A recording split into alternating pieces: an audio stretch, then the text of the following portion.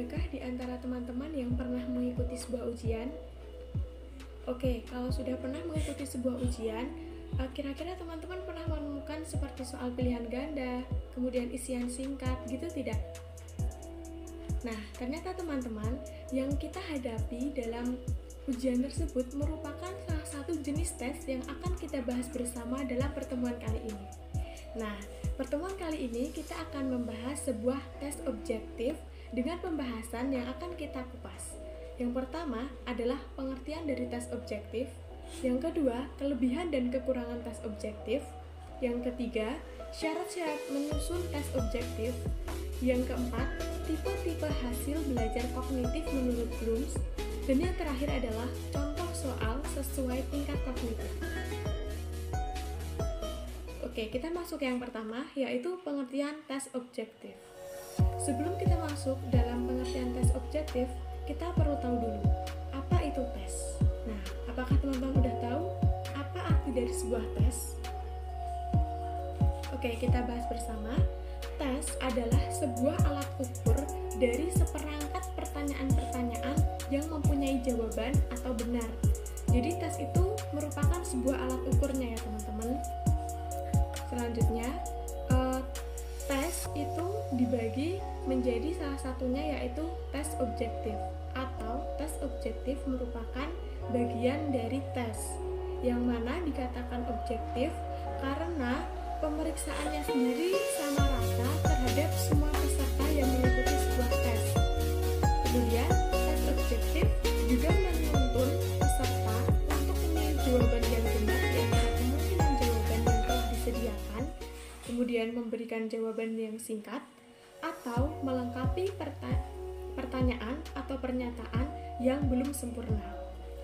Dari uraian ini, dapat dikatakan atau disimpulkan bahwasannya tes objektif adalah semua informasi yang diperlukan peserta untuk memberikan respon yang telah disediakan penyusun tes, sehingga peserta tinggal memilih jawabannya. Kemudian, jawaban yang berupa pilihan bersifat deterministik, sehingga hanya ada dua kemungkinan, yaitu kemungkinan kebenaran jawaban benar dan juga jawaban yang salah. Baik, selanjutnya di sini saya akan menjelaskan tentang jenis-jenis tes objektif. Tes objektif ini mempunyai 4 jenis. Yang pertama adalah BS atau bisa kita sebut dengan benar salah yang biasanya digunakan di kelas rendah. Di kelas tinggi pun bisa digunakan. Lalu yang kedua ada PG atau pilihan ganda yang biasa digunakan saat ujian tengah semester ataupun ujian akhir semester yang bisa digunakan di kelas rendah ataupun tinggi. Lalu yang ketiga ada menjodohkan.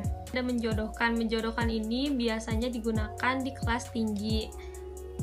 Jika digunakan di kelas rendah, mungkin kita sebagai guru harus memilih soal yang lebih mudah untuk dijawab oleh siswanya. Lalu di sini yang keempat ada jawaban singkat. Jawaban singkat ini biasanya digunakan di kelas tinggi. Lalu di sini saya akan menjelaskan tentang kelebihan dan kekurangan tes objektif. Kelebihan poin pertama adalah jawaban dari tes objektif itu bersifat mutlak. Jadi yang artinya di mana jawaban tuh yaitu cuman ada satu gitu. Lalu yang kedua adalah cara pemeriksaan jawaban tuh lebih mudah dikarenakan bisa dibantu oleh temannya sendiri. Caranya kita mengumpulkan kertas jawaban yang telah diisi, lalu kita berikan kertas jawaban kembali kepada siswa, tetapi bukan kepada orangnya, melainkan ke temannya sendiri atau teman kelasnya. Ataupun kita bisa menggunakan alat canggih, contohnya scanner untuk memeriksa PG gitu. Jadi kita nanti di laptop itu kita setting jawaban yang benar, lalu nanti tinggal scan ke alat scannernya, lalu kita bisa melihat skor yang benar berapa, lalu yang salah berapa. Lalu poin ketiga adalah tugas-tugas yang harus dilakukan oleh siswa itu sudah pasti dan benar. Contohnya, kita sebagai guru memberikan kisi-kisi terlebih dahulu sebelum ujian. Lalu di sini saya akan menjelaskan tentang kekurangan-kekurangan dari tes objektif. Poin pertama adalah guru memerlukan waktu yang lama untuk membuat soal PG ataupun tes objektif. Lalu poin kedua di sini kerjasama antar siswa lebih terbuka, yang diartikan bahwa peluang kerjasama siswa itu lebih mudah mencontek. Jadi adapun siswa yang sebelum memulai ujiannya sudah kerjasama bagaimana cara memberikan jawaban jika dia tidak tahu, contohnya A, B, C, D itu mungkin bisa digunakan dengan A angka 1, jika B angka 2, jika C angka 3, ataupun D angka 4. Peluang untuk mencontek lebih terbuka, lebih mudah bagi siswa. Lalu poin ketiga di sini, peserta didik ataupun siswa tidak mengembangkan jawabannya dikarenakan jawaban itu sudah tersedia, tinggal dipilih, dan jawaban harus pasti, tidak bisa dikembangkan oleh pikirannya sendiri. Terima kasih. Baik, selanjutnya saya akan menjelaskan syarat dalam penyusunan tes yang dikatakan baik. Terdapat ada 5. Yang pertama yaitu validitas. Validitas dapat diartikan dengan menurut bahan bukti yang ada. Sebuah tes dapat disebut valid apabila tes dapat dilakukan dengan secara tepat, mengukur apa yang akan diukurnya. Yang kedua yaitu reliabilitas. Sebuah tes yang dapat dikatakan reliable apabila hasil tersebut menunjukkan ketetapan. Jadi, ketetapan yang dimaksud bukanlah hasil skor, melainkan mencakup ketetapan kedudukan anak dalam kelompoknya di dalam urutan tingkat atau yang bisa disebut ranking. Untuk mengetahui ranking pada siswa, dapat diadakannya pengurutan nilai dari paling atas maupun dari paling bawah, dan mau dari paling atas sampai paling bawah. Yang ketiga yaitu objektivitas. Objektivitas dalam sebuah tes dapat dikatakan objektivitas apabila di dalam melaksanakan tes tidak adanya faktor subjektivitas. Terdapat ada 2 faktor yang mempengaruhi subjektivitas, yaitu yang pertama ada bentuk tes dan yang kedua bentuk penilaian. Yang keempat yaitu ada praktibilitas. Sebuah tes yang dapat dikatakan memiliki praktibilitas yang disebut bersifat praktis. Tes yang praktis yaitu yang pertama yaitu mudah untuk dilaksanakannya, yang kedua mudah dalam memeriksanya, yang ketiga dilengkapi dengan petunjuk-petunjuk yang jelas. Selanjutnya yang kelima yaitu ekonomis. Ekonomis dalam pelaksanaan tes tersebut tidak membutuhkan biaya yang mahal, tenaga yang banyak, dan tidak membutuhkan waktu yang lama. Multiple choice atau pilihan ganda merupakan suatu tes objektif, di mana pada setiap soal terdapat lebih dari 2 jawaban dan hanya ada 1 jawaban. Dan untuk jawaban atau pilihan yang lainnya itu hanya mengetes saja. Nah, yang selanjutnya saya akan menyampaikan mengenai tipe-tipe hasil belajar kognitif menurut Bloom. Nah, yang pertama adalah perlu kita ketahui bahwasannya sebelum ke hasil-hasil belajar menurut Bloom, kita akan memahami terlebih dahulu bahwasannya hasil belajar adalah kemampuan-kemampuan yang dimiliki siswa yang telah didapatkan selama pembelajaran di dalam kelas. Itu menurut Nana Sujana pada tahun 1991, di mana pada pengetahuan ranah kognitif ini siswa harus memiliki kemampuan berpikir yang kompetensi, di mana yang pertama adalah pengetahuan, pengenalan, penalaran, lalu yang selanjutnya ada penerapan, analisis, sintesis, dan evaluasi. Nah, yang selanjutnya yang pertama yaitu mengenai hierarki piramidal atau hasil belajar ranah kognitif, yaitu tipe hasil belajar.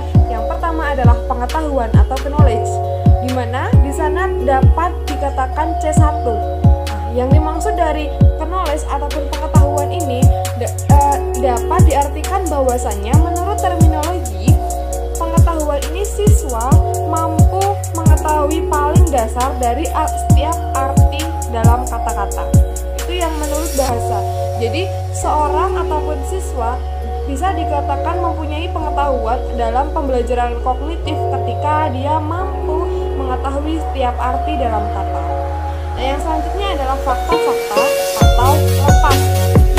Fakta-fakta lepas, di mana fakta yang diketahuinya itu dapat berdiri sendiri tanpa dihubungkan dengan gejala atau fakta-fakta yang lain. Jadi ketika siswa diberikan permasalahan, dia mampu mengerjakan sendiri tanpa dia dapat menghubungkan dengan yang lainnya. Nah, yang selanjutnya adalah universal dan abstraksi, di mana di sana dapat dikatakan bahwasannya pengetahuan akan bahkan-bahkan.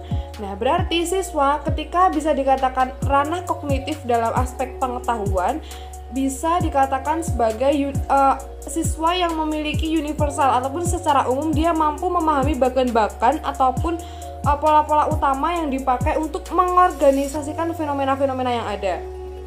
Nah, yang selanjutnya adalah pemahaman. Tipe hasil belajar pemahaman atau comprehension, atau dalam hierarkinya bisa dikatakan hierarki C2. Nah, di mana pada aspek pemahaman, pada tipe hasil belajar pemahaman ini dapat dikatakan bahwasannya siswa dalam pemahaman ini umumnya mampu mendapat penekanan dalam proses belajar mengajar. Karena kategori siswa yang mampu ataupun yang paham yaitu ada 3. Yang pertama adalah menerjemahkan, yang kedua adalah menginterpretasikan, yang ketiga adalah mengekstrapolasi atau mengeksplor. Jadi pemahaman siswa itu tidak hanya paham saja di dalam pikirannya, tetapi juga dia mampu menerjemahkan dari suatu pemahaman atau materi yang didapatkan. Dia juga mampu menginterpretasikan, dia juga mampu mengaplikasikan ke dalam kehidupan sehari-harinya.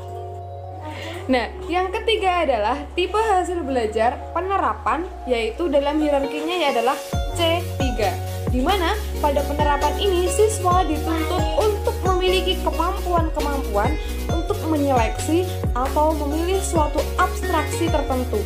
Jadi, siswa harus mampu menerapkan ke dalam aplikasian, ke dalam kehidupan sehari-hari, bisa diterapkan dalam situasi yang memang itu perlu untuk penerapan pembelajaran. Nah, yang keempat adalah tipe hasil belajar analisis, atau dalam hierarkinya adalah C4, di mana analisis ini merupakan siswa harus mampu menganalisis suatu unsur. Yang pertama, dia mampu menganalisis suatu unsur. Yang kedua, dia mampu menganalisis hubungan-hubungan dari suatu permasalahan. Dia mampu menganalisis dari mana permasalahan itu bisa terjadi. Yang selanjutnya, yang ketiga adalah prinsip-prinsip yang sudah terorganisasi. Dari sebuah teori maupun sebuah prinsip yang sudah terorganisir, siswa harus mampu menganalisis dari mana sampai akar-akarnya. Nah, yang keempat adalah tipe hasil belajar analisis, atau dalam hierarkinya adalah C4, di mana analisis ini merupakan siswa harus mampu menganalisis suatu unsur. Yang pertama, dia mampu menganalisis suatu unsur. Yang kedua, dia mampu menganalisis hubungan-hubungan dari suatu permasalahan. Dia mampu menganalisis dari mana permasalahan itu bisa terjadi. Yang selanjutnya, yang ketiga adalah prinsip-prinsip yang sudah terorganisasi. Dari sebuah teori maupun sebuah prinsip yang sudah terorganisir, siswa harus mampu menganalisis dari mana sampai akar-akarnya. Nah, yang kelima adalah tipe hasil belajar sintesis atau C5, di mana pada tipe hasil belajar sintesis ini siswa harus mampu mengemukakan. Yang pertama adalah dia harus mampu mengemukakan secara tulisan, yaitu kesimpulan dari suatu analisis yang sudah tadi dianalisa.